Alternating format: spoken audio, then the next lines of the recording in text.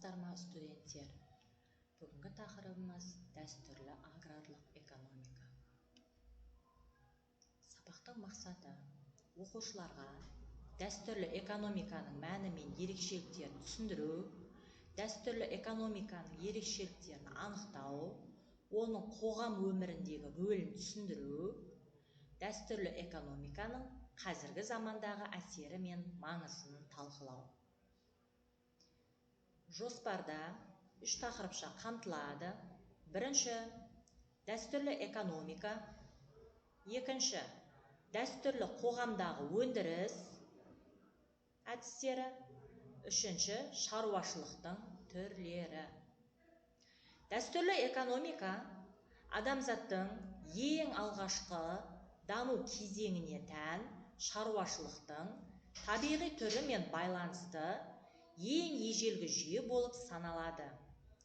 Кейіннен көптеген халық дәстүрлі экономиканың неғұрлым ұйымдасқан түріне көшті. Қазірдің өзінде кейбір мемлекеттердің аграрлық, экономикалық сипатқа тән белгілері бар. Оған бірінші кезекте экономикалық деңгейі төмен мемлекеттер кіреді. Дәстүрлі экономикалы елдерде өндіріс ресурстарына, жекеменшікке және оның иесінің жеке еңбегіне негізделген ұсақ тауарлы өндіріс басты рөл атқарады.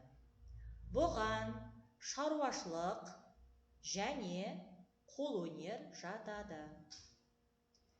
Дәстүрлі экономикалық жүйенің сипаты белгілері мынандай. Бірінші, қарапайым технологиялардың басым болуы. Екінші, қол еңбегінің басымдығы. Осыған орай экономикалық тұрғыдан қатысушылардың зияткерлік көрсеткіштерінен гөрі дене көрсеткіштері маңызды. Үшінші, негізгі экономикалық белгілер ғасырлық дәстүрлерге сәйкес шешіледі. Үшінші белгіміз тауар айырбасы шектеулі сипат алады. Экономика, аң аулау, терімшілік және ұсақ ауыл шаруашылығы басым, сондықтан артық өнім болмайды. Дәстүрлі экономиканың кемшіліктері мынандай. Қарапайым технологиялар, қол еңбегі, даму қабілеттілігінің болмауы, еңбек өнімділігінің төмен болуы, артық өнімнің болмауы, табиғи жағдайларға тәуелділік. Дәстүрлі экономиканың артықшылықтары мыналар. Шаруашылықтың экологиялық түрі, тұрақтылық, халықтың еңбекпен қамтылуы, сабақтастық, ұйымдастырудың қарапайым түрі. Дәстүрлі қоғамдағы өндіріс әдістері Карл Маркстың жіктеуі бойынша мынандай түрлерге сәйкес келеді. Бірінші, алғашқы қауымдық. Екінші, құл иеленушілік. Үшінші, феодалдық.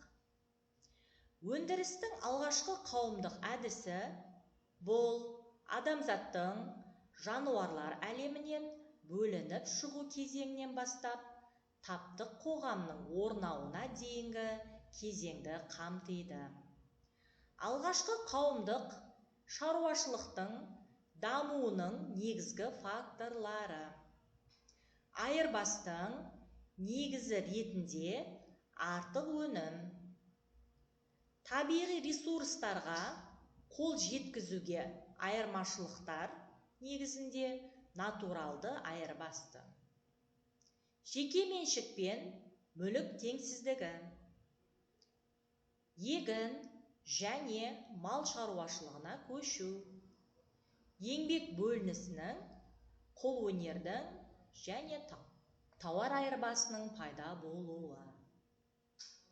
Өндірістің құл иеленушілік әдісі өндірістің антикалық әдісінің үстемдік етуі біздің заманымыздан бұрын 6 ғасырда Грекияда, біздің заманымыздан бұрын 3 ғасырда Римде басталып, мыңдаған жылдар аралығында гүлденді. Бұл кезең біздің заманымыздың 5 ғасырына қарай аяқталды. Өндірістің антикалық әдісінің аса маңызды ерекшелігі жекеменшік институтының құқықтық жағынан нығаюы болды. Жекеменшіктің маңызды нысаны құлдар еді. Грек полистерінің қолөнерге мамандандырылуы қолөнер шеберханаларында құл еңбегінің басым болуына алып келді. Рим құлдардың басым көпшілігін ауыл шаруашылығында пайдаланды.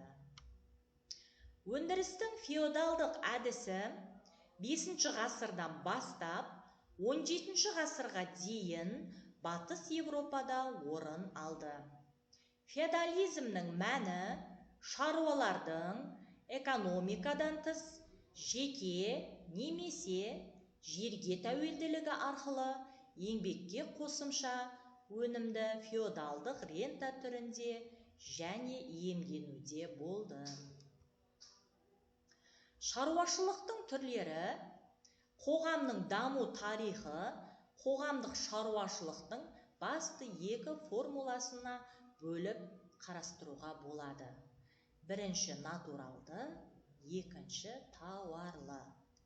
Шаруашылықтың натуралды түрі материалдық иеліктерді өндіру мен қызметтерді жүзеге асыру, жеке тұтынуды қанағаттандыруға бағытталған шаруашылық түрі. Шаруашылықтың натуралды түрі қоғамдық еңбек бөлінісінің нашар дамуына байланысты қалыптасады. Натуралды шаруашылықта экономикалық қатынастардың негізі жерді иелену тәсілі болып табылады. Жерге жекеменшіктің болмауы және оның мемлекет меншігі саналуының нәтижесінде жер иелену мен мемлекеттік билік астасып кетеді. Ал соңғысы адамдар арасында тікелей қатынастардың пайда болуына себеп болады. Натуралды шаруашылықтың орнықтылығы мен тұрақтылығы оның осы мәнді белгілерімен түсіндіріледі. Екінші, шаруашылықтың тауарлы түрі натуралды шаруашылыққа қарама-қарсы ретінде ең алдымен қауымдастықтар арасында қатынастан туындайды. Кейін қоғам экономикалық өмірінің элементі ретінде бірте-бірте натуралды шаруашылықты ығыстырып отырып, әр қауымдастықтың ішіне ене бастады. Натуралды шаруашылықтан тауарлы шаруашылыққа өтудің объективті себебі еңбек бөлінісін күшейтіп, өнімділікті арттыратын өндірістің дамуы болды. Үйге тапсырма. Дәстүрлі экономиканың пайдасы мен кемшіліктері туралы эссе жазу, қосымша материалдардан ізденіп жазып келу.